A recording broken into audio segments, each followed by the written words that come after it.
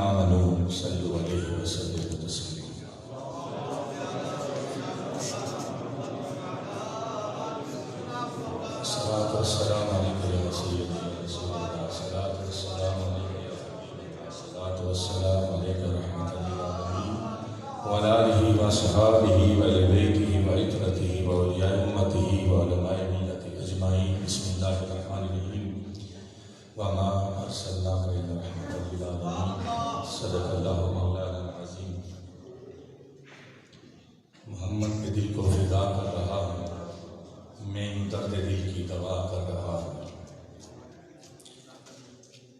محمد کے دل کو فدا کر رہا ہوں، درد دل کی دوا کر رہا ہوں. ملک بوسے لیتے ہیں میری زبان کے کہ میں مدحت مصطفیٰ کر رہا ہوں. ملک بوسے لیتے ہیں میری زبان کے کہ میں مدحت مصطفیٰ کر رہا ہوں. محمد کی غلامی کا توق دکھا کر میں دور اپنی ہر ایک بلا کر رہا ہوں. ناتی قابل احترام جمیع اہل ایمان حضرات، بالخصوص اسٹیج کی زینت ہمارے انتہائی قابل احترام واجب التعظیم و تکریم حضور پیر طریقت رحمت شریف صاحب دوبارہ شان کی سید عرفان حسین شاہ صاحب، واجب مشن روز شریف، خدا ان ہستیوں کا سایہ سلامت رکھے. اور آپ کے برادر مکرم قبلہ صاحبزادہ محترم قبلہ صاحبزادہ محمد شہزاد صاحب، خدا ان عظیم ہستیوں کا سایہ ہمارے سروں کے سایہ فکن فرمائے. اور جمیع امام صاحبان سب کے میں نام لیتا، بڑی برکتیں مجھے ملتی، لیکن وقت کے دامن میں وسعت نہیں کہ بات لمبی کروں یا کوئی تمہید ایسی بات ہو.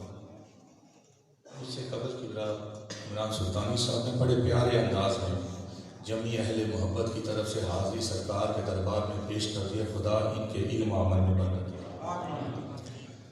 جمیع میزبان محفل کے خصوص قبلہ حاجی محمد طارق صاحب، قبلہ حاجی محمد شہزاد صاحب کے جملہ معاونین، خدا کو سلامت رکھے کہ آپ نے ہر سال کی طرح اس سال بھی سرکار دو کے دربار اقدس میں اپنی حاضری اور ہم مسکینوں کو بلا کے ہماری حاضری بھی پیش کر دی ہے. یہ رب کا کرم ہے، جس پہ ہو جاتا ہے، جس کو چاہے تو بازار میں بٹھا دیتا ہے، جس کو چاہے تو اپنے گھر میں جگا دیتا ہے. اور ویسے بھی قانون قدرت ہے، رب نے ہر چیز بنائی، ہر مخلوق بنائی، ہر شے بنائی، ہر جگہ بنائی. اس جگہوں میں بھی کچھ جگہ رب کی ایسی ہے کہ اس کی پسندیدہ ہے، ناپسندیدہ بھی اس کی کچھ جگہ ہیں. تو جو رب کی ناپسندیدہ جگہ ہے اس کو عرف عام میں بازار کہتے ہیں، شہر کہتے ہیں. اور بازار میں اس لیے کہتے ہیں کہ زیادہ وقت نہ گزارو. وہ جو بازار میں بندہ وقت گزارتا ہے بازار کے شر سے محفوظ نہیں رہ سکتا.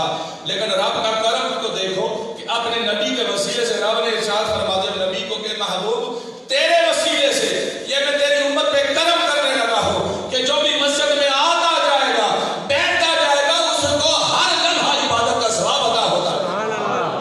بڑا عجیب معاملہ ہے. عرفات اس کا مقدس مقام، پیارا مقام، حجر اسود اس کا پیارا مقام، صفا مروہ اس کا پیارا مقام. اس کے علاوہ خانہ کعبہ کی ہر ایک جگہ صاحب مقام حیثیت رکھتی ہے. لیکن یہ اگر سوچنے والی بات ہے، صفا مروہ کو مقام تو ملتا ہے، دینے والا رب ہے. لیکن معاملہ یہ ہے، مسئلہ یہ ہے کہ خالق کائنات نے صفا مروہ کو جو پسند کیا، قبول کیا، اس کا سبب یہ ہے کہ اس کی نبی کی والدہ اور ایک نبی کی زوجہ جب صفا مروہ کو دوڑ لگاتی ہے، اس کی ولیہ اپنے بچے کے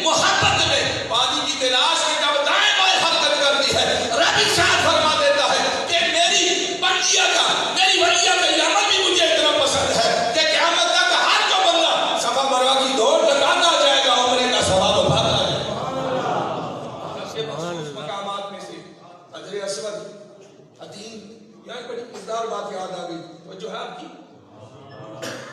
تو خالق کائنات کے گھر کا بھی بڑا عجیب معاملہ ہے. ہم مسجدوں میں لاکھوں روپے لگا رہے ہیں، کروڑوں لگا رہے ہیں، سالہ پیرا کی مسجد زیر تعمیر ہے، اور جو احباب اس میں اپنا حصہ پیش کر رہے ہیں یقیناً یہاں بھی ان کو برکتیں ملیں گی، آخرت کا مہر بھی خدا عطا فرمائے. خالق کائنات نے نبی کو محبوب کو جمیع عالمین کے لیے رحمت بنا کے بھیجا ہے. محبوب ہر جگہ کے لیے رحمت، جہاں جہاں تک بے رب ہوں وہاں تک تو رحمت ہے، جہاں جہاں تک بے رب وہاں تک تو رحمت ہے. وہ جب آدم علیہ السلام بھاگ رہے تھے نا مٹی اور پانی کے درمیان تھے نا، تب بھی رحمت مصطفیٰ موجود تھی. خالق کائنات کا کرم دیکھیے ہمارے اوپر کہ ہمیں ایسے نبی کا امتی بنایا ہے کہ جو پچھلی امتیں تو کیا پچھلے انبیاء نے ہمارے نبی کا وسیلہ بنایا. آدم علیہ السلام نے جب مکے کے مضافات میں 3 صدیاں گزارنے کے بعد سرکار کا وسیلہ پیش کیا تھا تو خالق کائنات نے ارشاد فرمایا، انکار نہیں کیا تھا کہ ابھی تک میرے نبی بھیجا نہیں، ابھی تک محمد عربی کو دنیا میں بھیجا نہیں، نہ وہ بتا نہیں. رب نے بھی آگے سے ارشاد فرمایا تھا، آدم تو بتا کہاں پڑھا، کہاں دیکھا، کہاں سنا. آدم علیہ السلام نے بھی ارشاد فرمایا، رب جب تو نے روح ہوگی نا میرے اندر اور میں نے اپنا سر اٹھایا بلندی کی طرف، اوپر جب آنکھیں کی تو جب میں نے دیکھا تو آج کے کیبرو کے اوپر لکھا ہوا تھا لا الہ الا اللہ محمد رسول اللہ.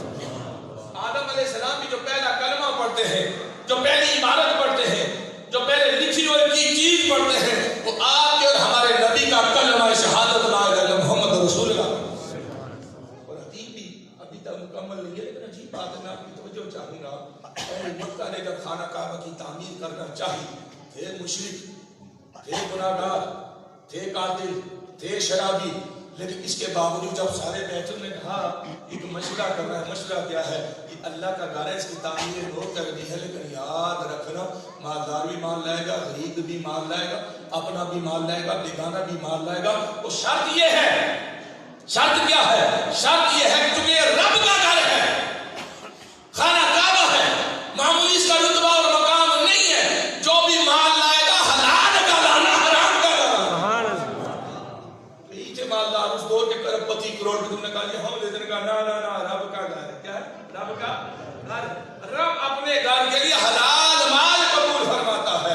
تو مجھے اتنا کہہ لینے دو، اگر مکے کے شرابی ہو کے بتوں کی پوجا کرنے والوں کو بھی اتنا علم ہے، یقین کامل ہے کہ بے شک حرام مال تو ہے لیکن رب کے گھر میں حلال لگانا ہے، تو خوش بخت ہے وہ انسان جو اللہ کے گھر میں اپنا حلال مال بھی پیش کرتا ہے اور جان بھی پیش کرتا ہے. سارے وہ جہاں کا فرمان عالی شان ہے، جس نے دنیا میں چڑیا کے گھونسلے جتنی مسجد بنائی.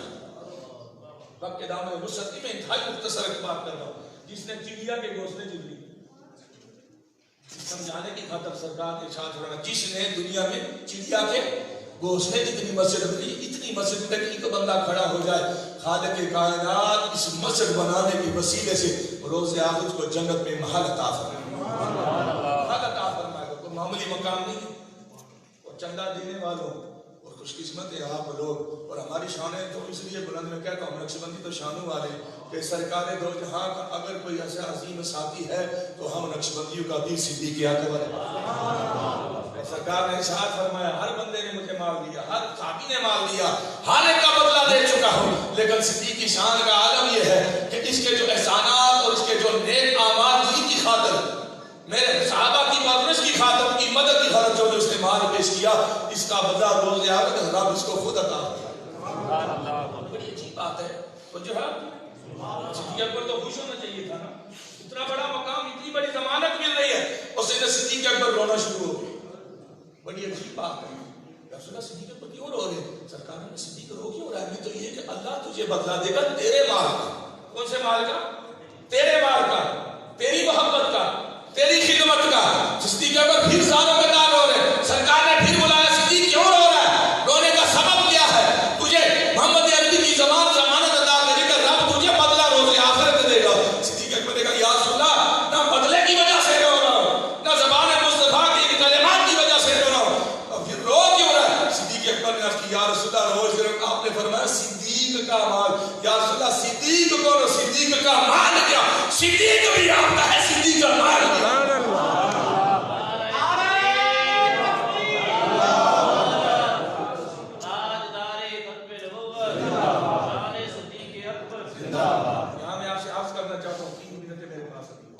صرف اتنا عرض کرنا چاہتا ہوں، ہماری مسجدیں تو بن جاتی ہیں، بڑی بڑی 3 منزلہ بن جاتی ہیں، بڑے بڑے یہاں پہ سسٹم بن جاتے ہیں، لیکن مسجدیں آباد نہیں ہوتی. آپ کی سوچ اپنی ہوگی، میرا خیال آتا ہے. مسئلہ یہ ہے چندہ یہاں سے ہو یا انگلینڈ میں ہو، لینے والا بھی نہیں پوچھتا، دینے والا بھی نہیں پوچھتا کہ مال آیا کہاں سے. مال اور مکے والے مشرک ہو کے شرط رکھتے ہیں کہ جو بھی مال لانا حلال والا ہونا چاہیے، شراب والا نہیں ہونا چاہیے. ہمارا کوئی بندہ انگلینڈ سے آتا ہے یا کوئی یہاں سے دیتا ہے پیسہ، 20 لاکھ دیتا ہے، 50 لاکھ دیتا ہے، خوش ہوتا ہے، یہ نہیں پتا کہ شراب کا ہے. نہیں سمجھے گا؟ وہ جو رب اپنے کعبے کے لیے حرام مال پسند نہیں کرتا، وہ مسجد کے لیے حرام پسند نہیں کرتا. اب مسجد کو انکار نہیں کرتی کہ شراب کا پیسہ مت لگانا، یہ ڈال جناب سود کے پیسے کے لیے مت لگانا، مسجد تو تعمیر ہو جاتی ہے. ہوتا کیا ہے؟ مال حرام کی وجہ سے مسجد میں اس میں فیضان مصطفی جاری نہیں ہوتا، اور گندے مال کی وجہ سے وہاں رب العالمین کا پاک قرآن نہ سنا جاتا ہے نہ سنایا. اس لیے تھوڑا لیں، تھوڑا لیں، لیکن کیا ستھرا لیں. تھوڑا دیں پر ستھرا دیں، اصلی مال دیں. جو بھی مال دے گا رب کے گھر کے لیے، خدا 1 روپے والے کے لیے بھی اس نے جنت کے محل کا وعدہ کیا ہے، لاکھ دینے والے کے لیے جنت کے محل کا وعدہ. خوش بخت ہیں وہ لوگ، خوش نصیب ہیں وہ لوگ. قبلہ حاجی طارق صاحب سمیت، حاجی شہزاد صاحب سمیت، کہ جن کو رب نے کسی اور کام کے لیے نہیں منتخب کیا، مسجد کی خدمت کے لیے. یہ رب کا کرم ہے، یہ رب کا احسان ہے، یہ رب کا بہت بڑا کرم ہے کہ خالق کائنات نے آپ کو آج کے اس دور میں اپنے مسجد کی، محراب کی، خالق کائنات کے محبوب نبی کی سنت کی خدمت کے لیے قبول کر لیا ہے. خدا سے یہی التجا ہے کہ خدا ہمیں سرکار کی خدمت میں، سرکار کی سنت کی خدمت میں خدا قبول و منظور فرمائے. قبلہ شاہ کہتے ہیں لیکن وہ بھی کچھ کلمات ضرور عطا فرمائیں گے. بات ہوتی، وقت ہوتا تو بات لمبی کرتے، لیکن اتنا ہی کافی ہے. خوش بختی اپنی پہ رشک کرو کہ رب نے ہمیں اپنے نبی کے امتی ہونے میں قبول بھی کر لیا ہے اور پسند بھی فرمایا. بس اتنا کافی ہے. یوسف علیہ السلام کو خریدنے میں اگر گڑیا آتی ہے تو صدیاں گزر گئی، اس گڑیا کا ذکر ہو جائے. جی لائی کیا تھی؟ رسی لائی تھی، جو بھی کچھ لائی تھی، مال تھا نہیں، لیکن کہتی ہے خریدار یوسف میں میرا بھی نام آ گیا. تو مجھے اتنا تو بتا دو نا، اس گڑیا کا نام کوئی نہیں جانتا، اتنا پتا ہے کہ گڑیا آئی تھی. ایک گڑیا تھی جو حضرت یوسف علیہ السلام کے خریداروں میں شامل تھی. کوئی تو غلام خریدنے آیا تھا، یہ خریدنے نہیں آئی تھی، یہ بکنے آئی تھی. وہ جو نبی کے لیے بک جایا کرتے ہیں، پھر سرکار کو رب العالمین نے ان کو اپنے معاملے کے لیے پسند فرما لیتا ہے. خدا جمعی اہل صحابہ کو اتحاد، اتفاق، عزت کی برکتیں عطا فرمائے. علماء کی قدر کی توفیق عطا فرمائے. اور علماء کی قدر یہ نہیں ہے کہ مہینے کے بعد آپ 19,000 یا 22,000 دے دیں. نہ نہ نہ، یہ ذہن میں رکھیں کہ مہنگائی بہت بڑھ چکی ہے. آج کل اگر آپ کی گاڑی کا ڈیزل کا خرچہ آپ سے پورا نہیں ہوتا، یہ مسجد کی خدمت کرنے والے ان کا بھی حق بنتا ہے کہ جب یہ مصلے پہ کھڑے ہوں، ان کو اپنے مالی معاملات کی پریشانی نہ ہو. انہیں اگر بچے کو اسپتال لے کے جانا ہے تو وہ خیال نہ آئے، انسان کا خیال آتا ہے. اس لیے کوشش کریں جہاں آپ دیگر معاملات میں، دیگر مداد میں خدمت کرتے ہیں، خرچ کرتے ہیں، وہاں جانی خدمت کے ساتھ ساتھ ان کی بلاش کے وقت بالخصوص طور پر خصوصی خدمت کیا کریں. خدا آپ کی سبب کو قبول فرمائے. آخر دعوانا الحمدللہ رب العالمین. ماشاءاللہ، جزاک اللہ. صدارتی خطبے کے لیے ملتمس ہوں آل نبی اولاد علی پیر سید عرفان حسین شاہ صاحب استانہ یا دیوان حضوری نعروں کے گنج میں استقبال کیجیے. نعرہ تکبیر، نعرہ رسالت، نعرہ رسالت، نعرہ حیدری، سیدی مرشدی، تاجدار ختم نبوت.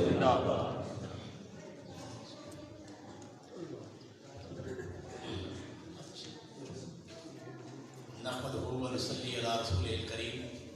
اما بعد، فاعوذ باللہ من الشیطان الرجیم. بسم اللہ الرحمن الرحیم. اصول برکت قرب مصطفیٰ صلی اللہ علیہ وسلم کے لیے میں آپ سے ملتمس ہوں کہ آقا کریم علیہ الصلوۃ والسلام کی بارگاہ اقدس میں عقیدتوں، محبتوں کا نذرانہ پیش کیجیے گا. الصلاۃ والسلام علیہ سیدی یا رسول اللہ، الصلاۃ والسلام علیہ سیدی یا حبیب اللہ.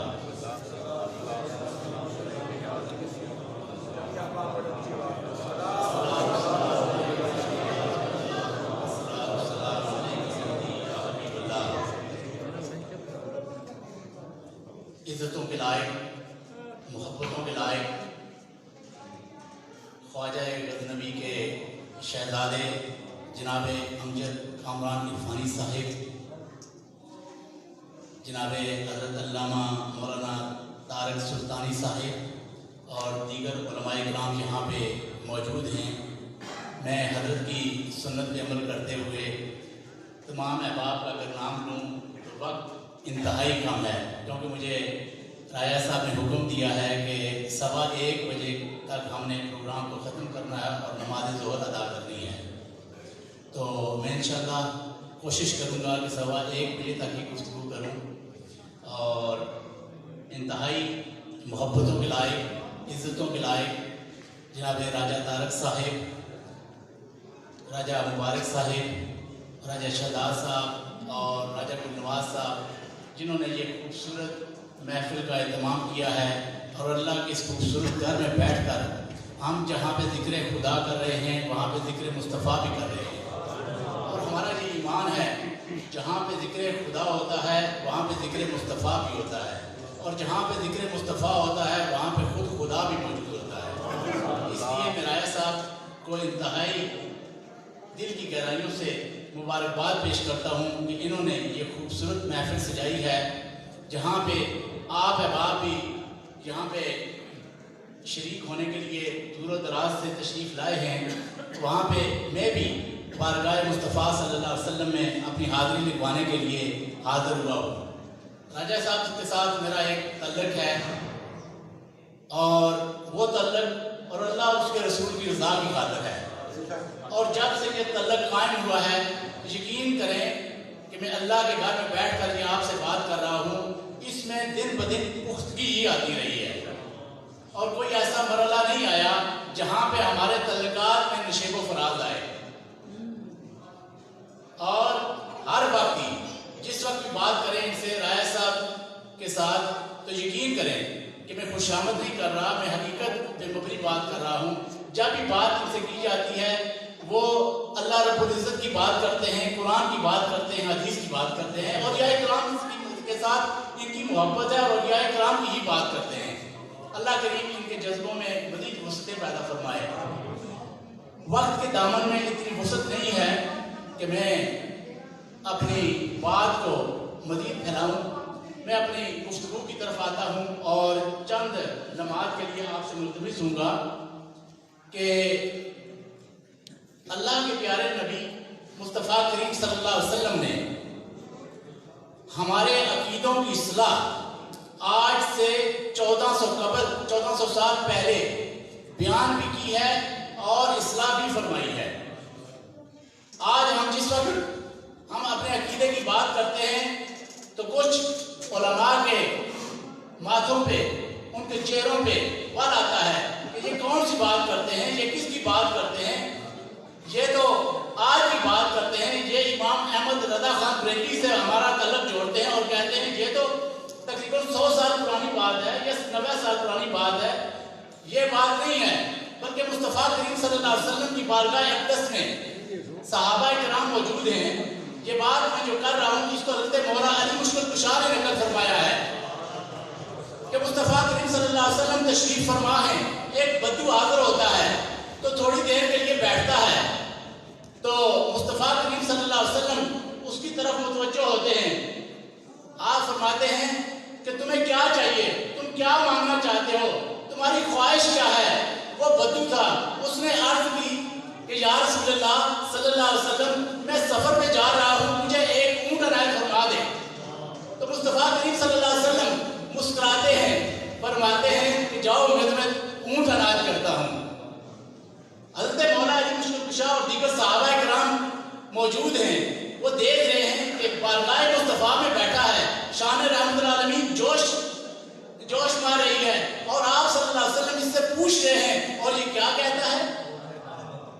तो थोड़ी देर के बाद मुस्तफ़ा करीम सल्लल्लाहु अलैहि वसल्लम उसकी तरफ फिर मुतवज्जो होते हैं।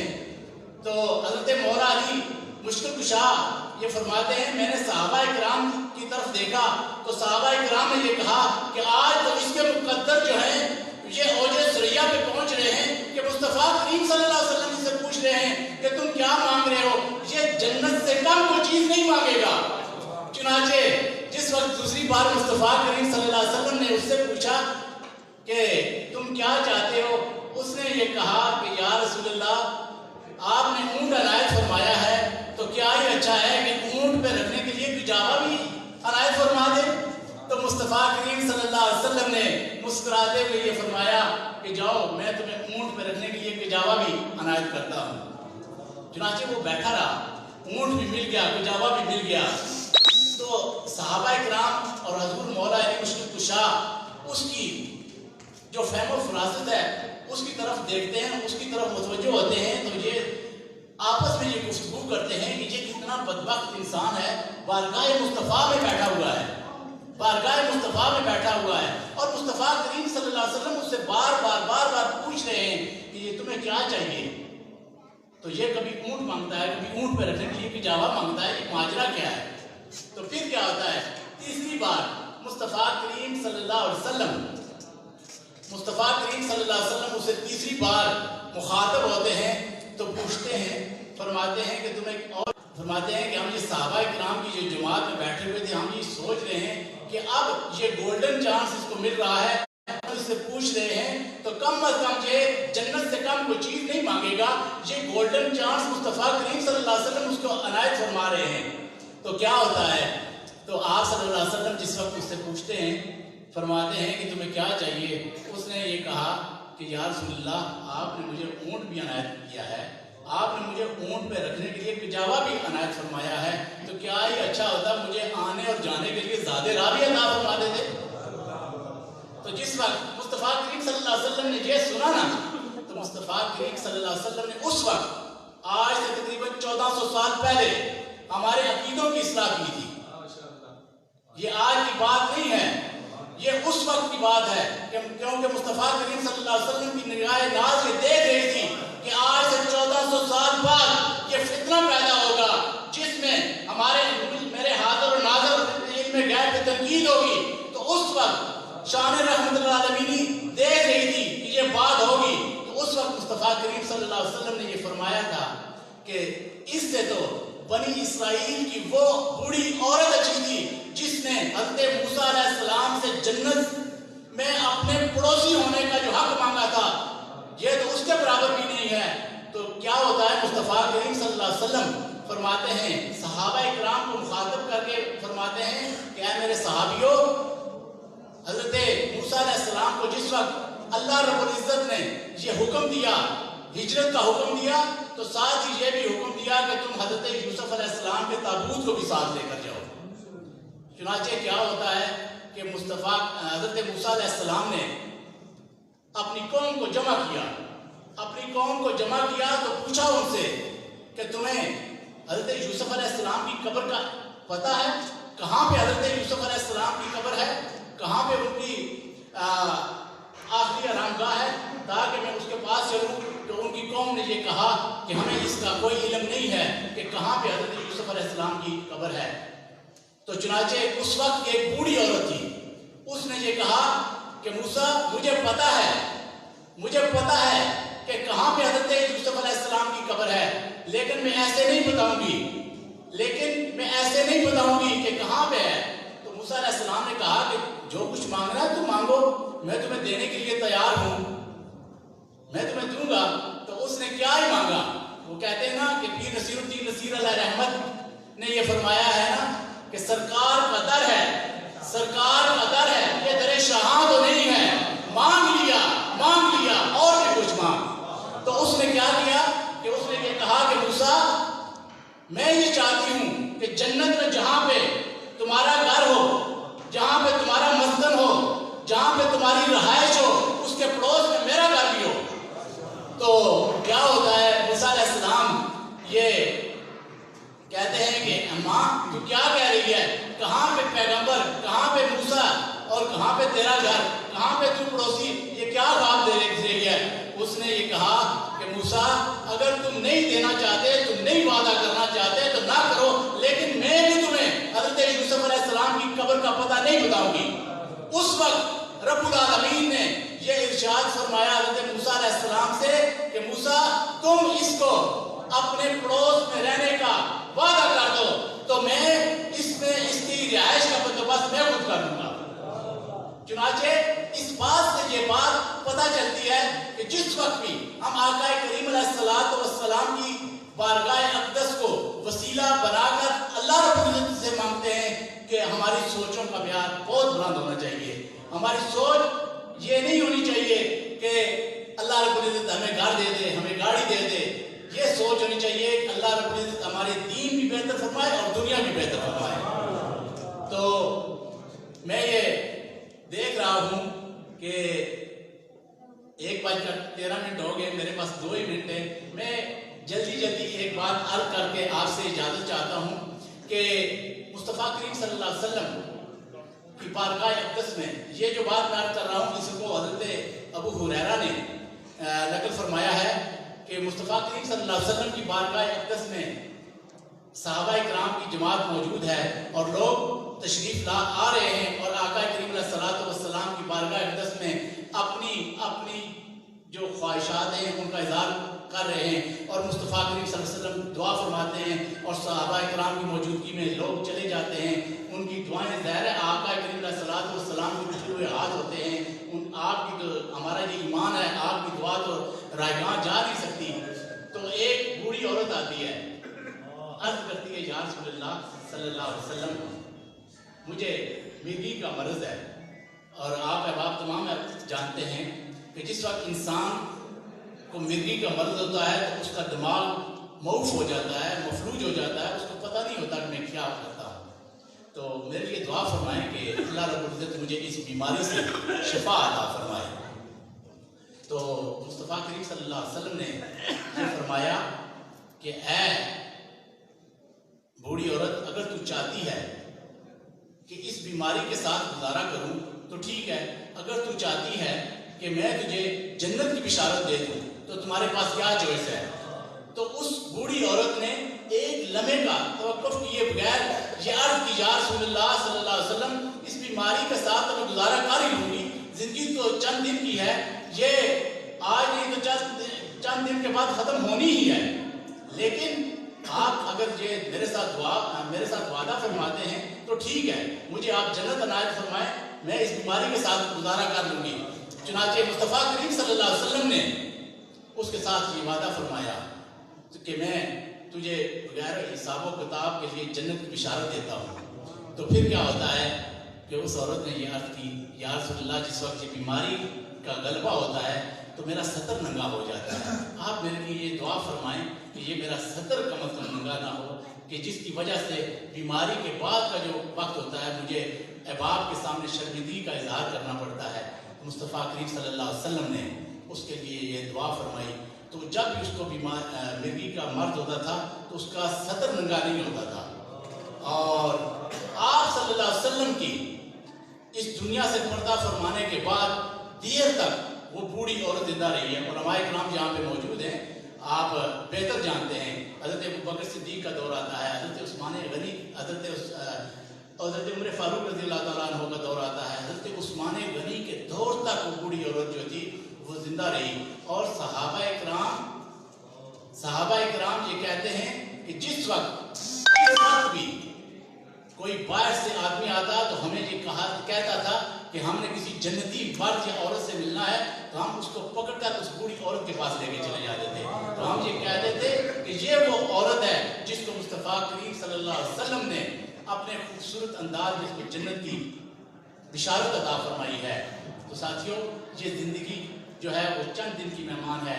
آج ہم الحمدللہ اللہ کی اس خوبصورت گھر میں بیٹھ کر اللہ اور اس کے پیارے حبیب کا ذکر کر رہے ہیں، اور ہمارا یہ ایمان ہے اور ہمارا یہ عقیدہ ہے کہ اللہ رب العزت نے جو ہمیں خوبصورت عقیدہ عنایت فرمایا ہوا ہے، اللہ رب العزت ہمیں اسی عقیدے پہ قائم رکھے، اور جس وقت وقت نزاع آئے تو جس وقت شیطان کا غلبہ ہو اس وقت بھی ہمیں آقا کریم علیہ الصلوۃ والسلام کا دیدار سامنے ہو اور ہمارا وقت پورا ہو جائے۔ تو میں انہی الفاظ پہ آپ سے اجازت چاہتا ہوں کہ وقت انتہائی کم تھا، میرا جی تو چاہتا تھا کہ میں اپنی گفتگو کو طویل کرتا، لیکن علماء کرام کی خوبصورت گفتگو سے بھی میں محروم رہا، اور جس طرح جناب پیر امجد کامران عرفانی صاحب نے جو خوبصورت گفتگو کی ہے، اللہ رب العزت دیگر علماء کرام کے علم میں، عمل میں، زہد میں، تقویٰ میں برکت عطا فرمائے، اور یہ جو خوبصورت مسجد کی تعمیر کا بیڑا راجہ طارق صاحب اور ان کے رفقا نے اٹھایا ہوا ہے، رب العالمین ان کی صحیح جمیلہ کو اپنی بارگاہ عالیہ میں قبول اور منظور فرمائے، اور جو بھی احباب ان کے ساتھ تعاون کر رہے ہیں اللہ رب العزت ان کے گھر بار کی خیر فرمائے۔ میں تمام احباب کا ممنون و مشکور ہوں کہ جنہوں نے میری اس گفتگو کو اپنے ذہن میں جگہ دی ہے۔ اللہ رب العزت ہم سب کو دامن مصطفیٰ صلی اللہ علیہ وسلم کے ساتھ وابستہ فرمائے۔ والسلام علیکم ورحمۃ اللہ وبرکاتہ۔